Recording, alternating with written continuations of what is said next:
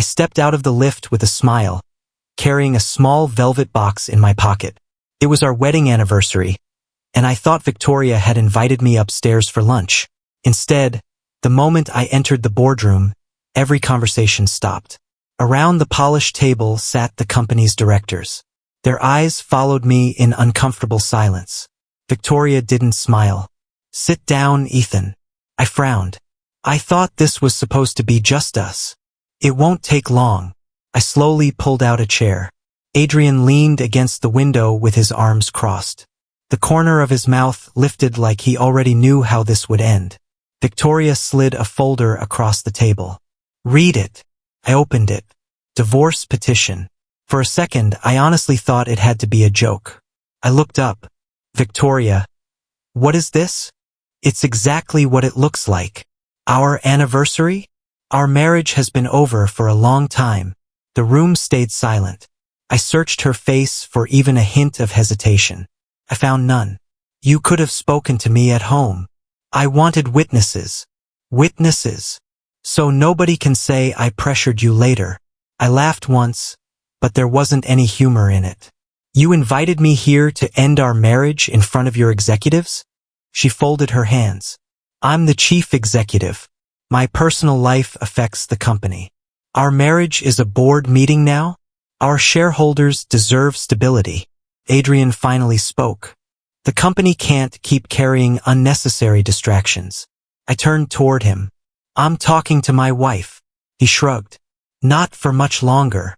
Victoria didn't even tell him to stop. That hurt more than his words. She looked directly into my eyes. "You've changed, Ethan." "I've changed. You don't contribute anymore." I stared at her. "I supported you from the first day. You supported me years ago." "I still do." She slowly shook her head. "No. You disappear into your office, refuse interviews, avoid company events, and leave me to handle everything important. I do classified work. You always hide behind that excuse. I signed agreements I can't discuss." I've heard that sentence for years. The directors exchanged nervous glances. I lowered my voice. "So this is really about my job? It's about my future. Our future. There isn't an our anymore." She pushed a pen toward me. "Sign the papers." I didn't touch it. "What if I refuse? Then lawyers become involved. And the media will enjoy the story." I looked around the room. "So that's why they're here. No one wants a public scandal." I smiled sadly. "You already created one." Adrian cleared his throat. "The sooner this ends, the sooner everyone moves forward." I ignored him. "When did you stop loving me?" Victoria looked away for only a second. "I don't know. Try. I think somewhere between becoming successful and realizing I no longer needed saving." "I never tried to save you." "No." She sighed. "You just stayed behind while I kept moving." Her words landed harder than I expected. She truly believed them. She had forgotten every late night I spent solving impossible security problems. Every weekend I canceled. Every holiday I skipped. Every promise I broke because government contracts came first. None of it could be explained. None of it could be defended. Not without breaking laws I had sworn to obey. I picked up the pen. Victoria blinked. "I expected an argument. I have one." "What is it?" "I hope this makes you happy." She didn't answer. I signed my name. The sound of the pen scratching across the paper seemed louder than anyone breathing. I closed the folder and slid it back. "We're finished." She nodded. "Thank you for making this easy." Easy. I almost laughed. Instead, I stood. Nobody tried to stop me. As I reached the door, Victoria spoke one last time. "I genuinely wish you the best." I looked back. "I hope you mean that." "I do." "Then take care of everything you've built." "I will." I gave a small nod. "I hope you can." Outside the boardroom, I finally let myself breathe. My phone vibrated. A secure notification appeared on the screen. Security license status. Active. Primary encryption authority. Ethan Walker. Government clearance confirmed. I stared at the message for several seconds. The company behind those glass walls believed it owned every success it had ever celebrated. Very few people knew the truth. The encryption architecture protecting its largest defense program had never belonged to the company. It belonged to me. I slipped my phone into my pocket and walked toward the lift without looking back. The doors closed. My reflection stared at me from the polished steel. "I won't destroy your life," I whispered. The lift began to descend. "I'll simply stop protecting it." I unlocked the door to my new flat and dropped my single suitcase beside the sofa. "Well," I muttered, "this is home now." The room answered with silence. My phone rang. "Daniel," I said as I answered. "You disappeared. I needed air. You signed." "I did." He stayed quiet for a moment. "I'm sorry. So am I. How are you holding up?" "I honestly don't know. You don't sound angry." "I thought I'd be. Instead, I just feel empty." "I've been reviewing the contracts you asked me to keep." "What did you find? You really never looked at them after signing?" "I trusted everyone involved." He let out a slow breath. "Ethan, your resignation changes everything." "What do you mean?" "The encryption license isn't owned by the company." "I know. It expires the moment you're no longer authorized." I remember writing that clause. I don't think Victoria ever understood it. She never asked. "You kept your name hidden for national security." "I had to. And she took every award." "I let her." "Why?" "Because protecting classified projects mattered more than protecting my pride." "You sacrificed your reputation." "I thought I was protecting my marriage too." "Do you regret it?" I looked around the small flat. "I regret believing silence could fix everything." "So what now?" "I walk away. Just like that. I don't want revenge." "You may not have a choice." "What are you talking about?" "The company announced its new defense expansion this morning." I frowned. "Already? They're celebrating." I saw the invitation. "They're calling Victoria the visionary behind the technology." I closed my eyes. "Of course they are. Doesn't that bother you?" "It hurts." "Hurt and anger aren't the same." "I know. So tell me honestly." "What?" "If the government asks whether your license is still active, what will you say?" I didn't answer immediately. "I'll tell the truth. That may stop the entire project." "I won't lie." "Good." We ended the call. A gentle knock came from the next door. I opened it. An elderly woman smiled. "I'm Margaret. I thought you might like some tea." "That's very kind. You look like someone carrying too much." I accepted the mug. "Thank you." She smiled softly. "My husband always said dignity lasts longer than revenge." I looked down at the tea. I hope he was right. I believe he was. After she left, I found the old recording my father had sent years ago. His voice filled the room.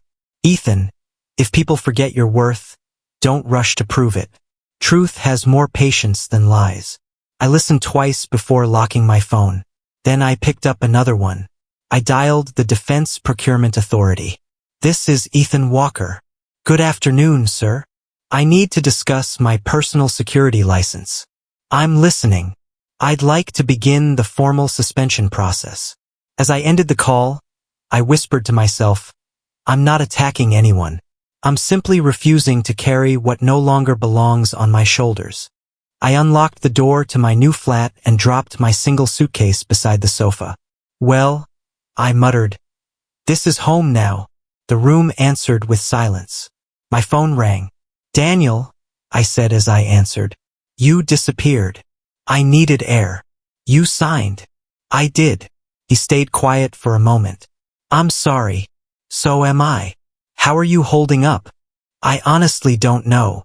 You don't sound angry." "I thought I'd be. Instead, I just feel empty." "I've been reviewing the contracts you asked me to keep." "What did you find? You really never looked at them after signing?" "I trusted everyone involved." He let out a slow breath. "Ethan, your resignation changes everything." "What do you mean?" "The encryption license isn't owned by the company." "I know. It expires the moment you're no longer authorized. I remember writing that clause. I don't think Victoria ever understood it. She never asked. You kept your name hidden for national security. I had to. And she took every award. I let her. Why? Because protecting classified projects mattered more than protecting my pride. You sacrificed your reputation. I thought I was protecting my marriage too. Do you regret it? I looked around the small flat. I regret believing silence could fix everything. So what now? I walk away. Just like that. I don't want revenge. You may not have a choice. What are you talking about? The company announced its new defense expansion this morning. I frowned. Already? They're celebrating. I saw the invitation. They're calling Victoria the visionary behind the technology. I closed my eyes. Of course they are. Doesn't that bother you? It hurts. Hurt and anger aren't the same. I know. So tell me honestly. What?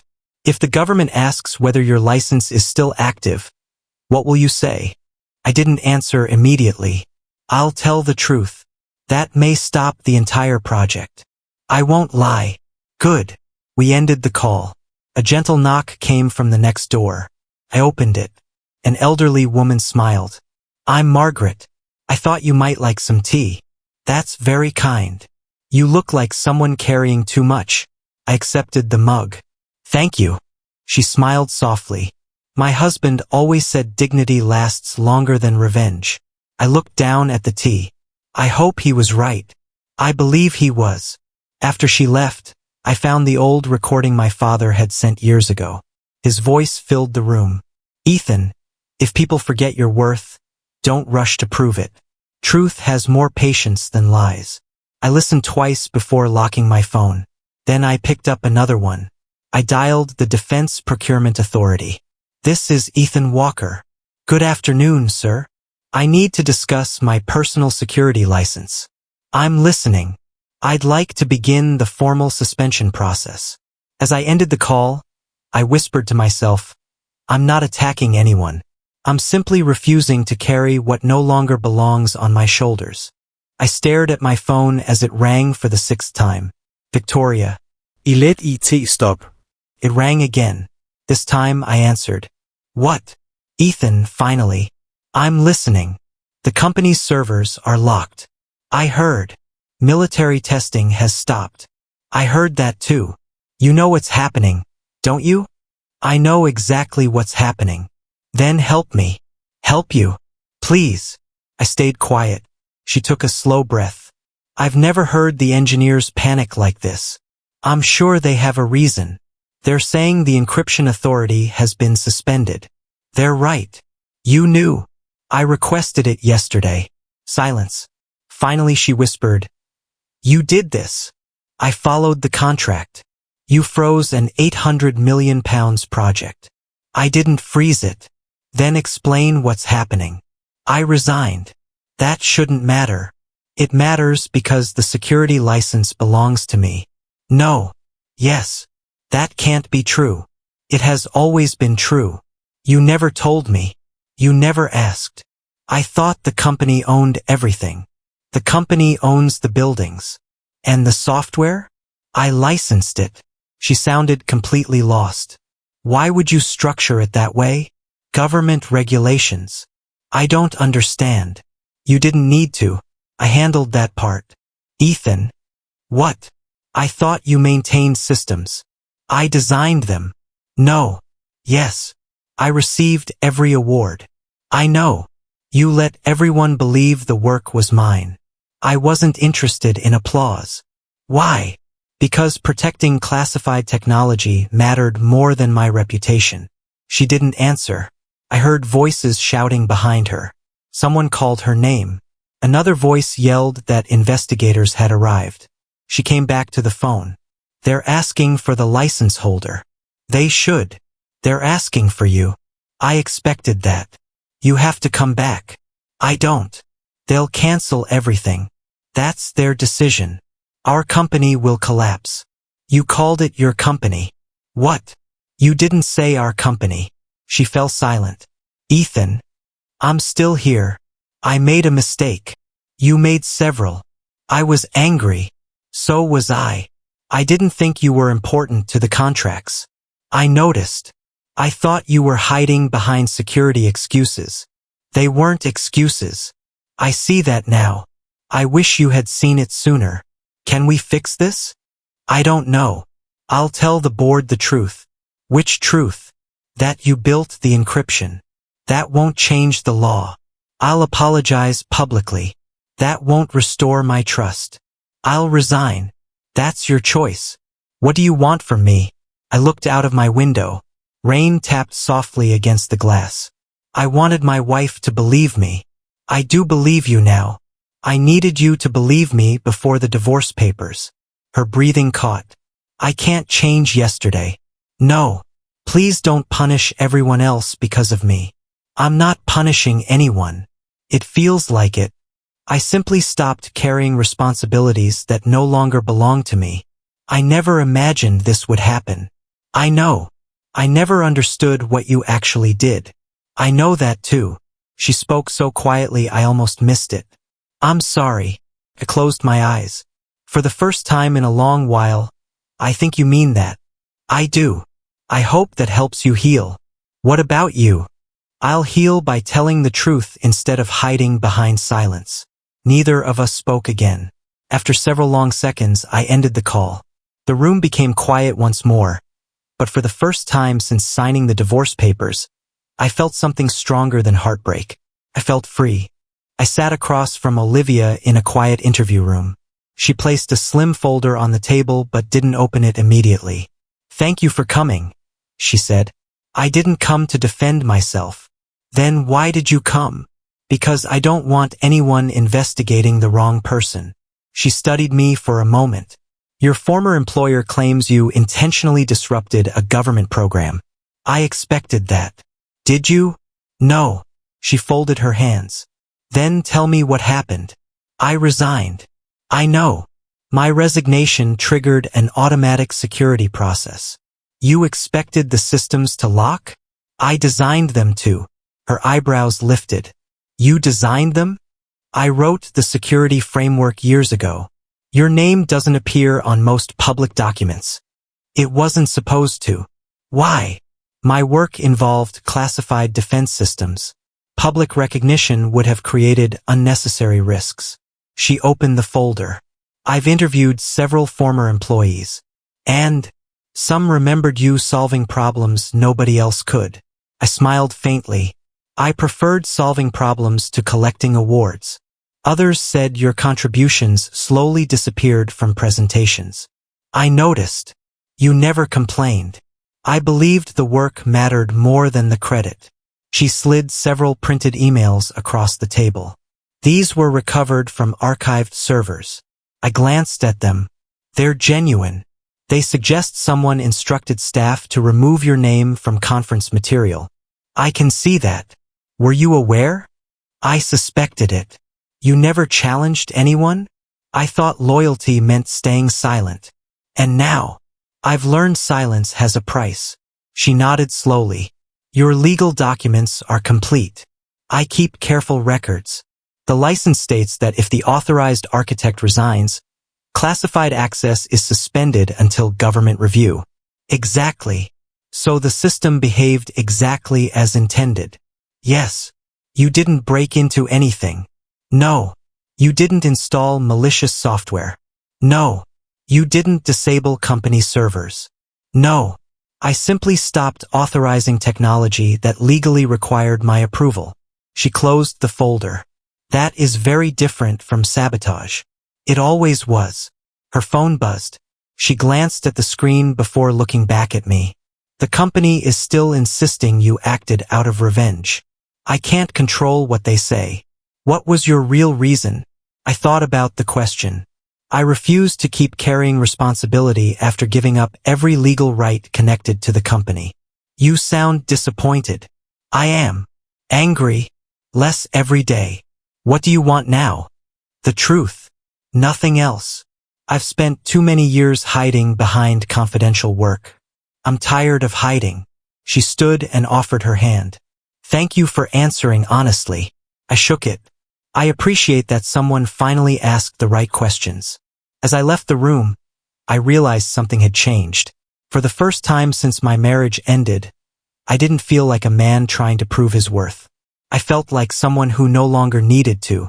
I stepped out of the government building just as my phone buzzed. Victoria calling. I almost let it ring out. Instead, I answered. What do you want? Please don't hang up. I'm listening. I need 5 minutes. You've already had years. I know. Her voice sounded different. Not confident. Not cold. Just tired. I saw you leave the hearing. You were there. I stayed in the back. I noticed. You didn't look at me. I wasn't there to look at you. She let out a slow breath. Can we meet? I don't think that's a good idea. I'm not asking as your ex-wife. Then who are you asking as? As someone who finally understands how badly I failed. I stayed silent. There's a cafe across the street, she continued. Please. After a long pause, I said, 10 minutes. I walked into the cafe and found her sitting alone. No assistants. No security. No expensive smile for the cameras. She looked up. Thank you for coming. I said 10 minutes. I'll make them count. I sat across from her. She wrapped both hands around a cup of untouched coffee. I watched the hearing. So did everyone else. When they explained how the encryption worked, she stopped. I realized I never asked what you actually did. You never did. I thought you were just maintaining systems. I built them. I know that now. It came a little late. She nodded. It did. Neither of us spoke for several seconds. Finally she asked, why didn't you tell me? I looked at her. I tried. I don't remember. That's the problem. She frowned. What do you mean? I stopped counting how many times I said I couldn't discuss classified work. I thought you were avoiding conversations. I was protecting my oath. I didn't understand. I know. She looked down at the table. I kept chasing promotions. I noticed. I wanted everyone to see me as strong. You already were. But it wasn't enough. No. She closed her eyes for a moment. Adrian kept telling me I carried the company. I didn't answer. I believed him. I know. He said you were holding me back. And you believed that too. I did. She looked at me again. I'm ashamed of it. I leaned back. The hardest part wasn't losing the marriage. She swallowed. What was it? Realizing you stopped believing me before you stopped loving me. Tears filled her eyes. I don't know when that happened. I do. When? The day you trusted applause more than the person waiting for you at home. She covered her face with one hand. I can't change that. No. I wish I could. I know. She lowered her hand. I heard about Adrian. So did I. He tried to sell confidential files. I'm not surprised. I defended him. You defended the wrong person. I pushed away the right one. I didn't disagree. She gave a sad smile. You always hated saying, I told you so. It never fixed anything. No. She reached into her bag and placed a small photograph on the table. It was from our first tiny office. We were laughing over takeaway sandwiches. Neither of us wore expensive clothes. Neither of us cared. I found this yesterday, she whispered. I remember that day. So do I. We thought success would make life easier. Instead, I let it change me. I looked at the photograph one last time before sliding it back toward her. Keep it. You don't want it? I don't need a picture to remember who we used to be. She nodded slowly. What happens now? I keep moving forward. And me? That's a path only you can choose. She stood as I stood. I'm truly sorry, Ethan. I met her eyes. For the first time, I believe you. I walked toward the door. Ethan? I turned. Thank you for answering my call. I gave her a small nod. I answered because I wanted peace. Did you find it? I stepped outside into the afternoon sunlight. I'm finally beginning to. The knock on my office door was soft. Come in. The door opened, and Victoria stepped inside. She wasn't wearing the tailored suit that had become her armor. She carried no briefcase, no phone, no assistant waiting outside. "I wasn't sure you'd agree to see me," she said. "I wasn't sure either." She closed the door behind her. "I won't stay long. You said that the last time. I mean it this time." I nodded toward the chair across from my desk. She sat carefully, keeping her hands folded together. I watched the press conference. So did I. When Olivia said you never broke the law, I waited. I realized I'd spent months believing the easiest lie. I looked at her without speaking. She gave a tired smile. "I kept hoping you'd interrupt me. I've spent too many years interrupting people who had already made up their minds." She lowered her eyes. "I deserved that." Silence settled between us. Finally, she reached into her handbag and placed a worn notebook on my desk. "I found this in a storage box." I recognized the cover immediately. My engineering notebook. I never opened it. You could have. It didn't feel like mine. I rested my hand on the cover. I thought it had been destroyed. I almost threw it away. I looked up. "What changed your mind?" I read the label. "What did it say?" She swallowed. "Prototype ideas. Do not discard." A faint laugh escaped me. "I wrote that years ago." "I know." She took a slow breath. "Ethan, I'm not here to ask you to come back. I wouldn't. I know. I'm not here to ask for another chance. I can't give one. I know." She looked directly into my eyes.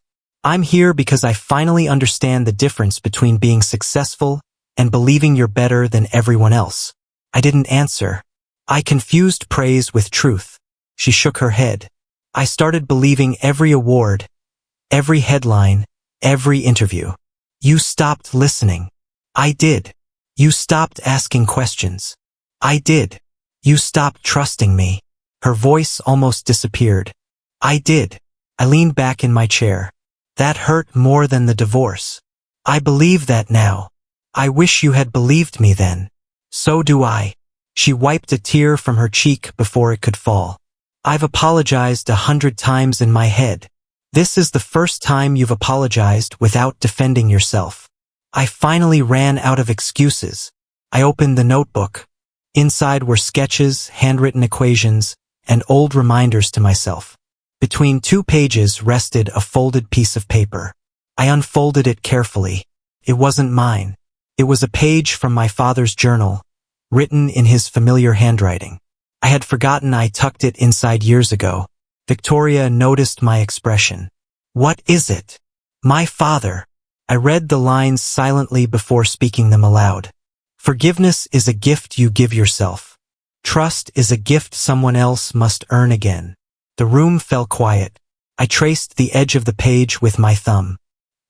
He always knew how to say more with one sentence than most people could say in a speech. Victoria nodded. "Do you forgive me?" I closed the journal. "I've stopped carrying anger." "That's not what I asked." "I know." She waited. "I forgive what happened." She looked hopeful for just a moment. Then I continued. "But forgiveness doesn't rebuild what was broken." Her shoulders lowered. "I understand. I don't hate you. I know. I don't want revenge. I know. But I can't return to the life we lost." She took a deep breath and slowly stood. "I didn't come here expecting a miracle. I'm glad. I came because the truth finally mattered more than my pride." I stood as well. "Hold on to that." She gave a small nod. "I will." She reached the door, then paused. "Ethan?" "Yes. I hope one day someone appreciates your quiet sacrifices before they're forced to read about them in a report." I smiled for the first time that day. "I hope they never need a report at all." She smiled back, opened the door, and walked away. I looked down at my father's journal once more. For the first time in years, I felt no need to prove who I had been. I already knew. The cafe overlooked the river where we had once spent an afternoon dreaming about a future we believed nothing could steal. I arrived first. When Victoria walked in, I almost didn't recognize her. No designer suit, no confident smile, just quiet footsteps. She stopped beside my table. May I sit? You don't need my permission. I'd still like it. I nodded. She pulled out the chair and sat across from me. For a few moments, neither of us spoke.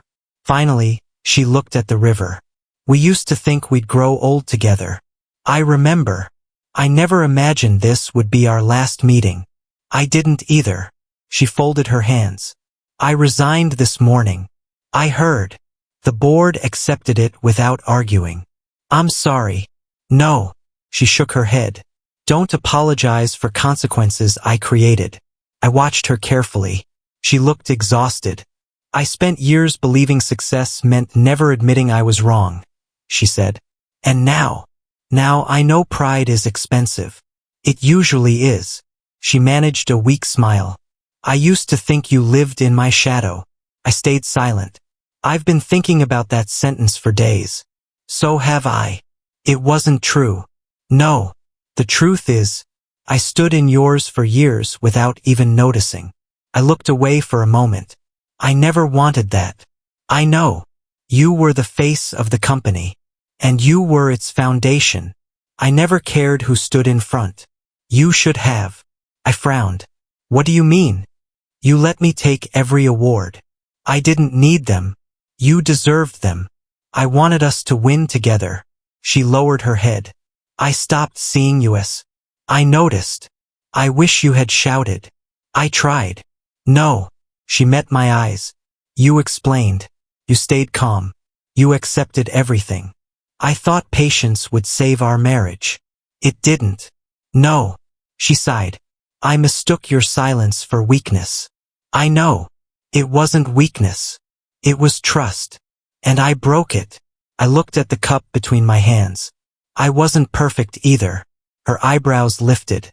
You still think you made mistakes? I do. After everything? I should have confronted problems before they became walls. You were protecting classified work. I also protected our arguments. She looked confused. I avoided difficult conversations. You avoided fights. I avoided honesty. She shook her head. I was the one who refused to listen. Both things can be true. She smiled sadly. You always found balance. I learned it too late. A waiter placed 2 coffees on the table. Neither of us had ordered them. I remembered, the waiter said quietly. You always shared the same order. He walked away before either of us answered. Victoria stared at the cups. Some strangers remembered us better than I remembered you. I let the silence settle. She reached into her handbag and removed a folder. The final papers. I nodded.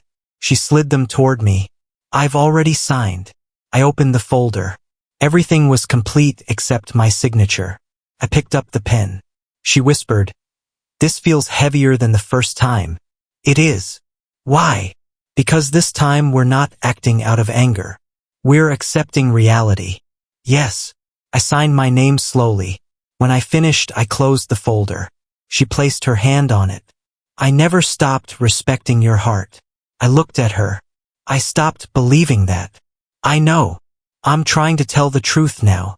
I believe you. A single tear rolled down her cheek. I loved you. I know. I just loved my ambition more. I nodded. I loved you too. The words surprised even me. Her eyes filled. But love isn't always enough. No, it isn't. She stood first. I won't ask you to forgive me again. You don't have to. I won't ask for another chance. There isn't one. I know. I stood and held the folder out to her. She accepted it carefully. Goodbye, Ethan. Goodbye, Victoria. She hesitated for only a second before turning toward the door. I watched her disappear into the afternoon crowd. For the first time since our marriage began, neither of us belonged to the other. We were simply 2 strangers carrying the memory of a life that could never be rebuilt. I finished my coffee alone, stood, and walked in the opposite direction without looking back.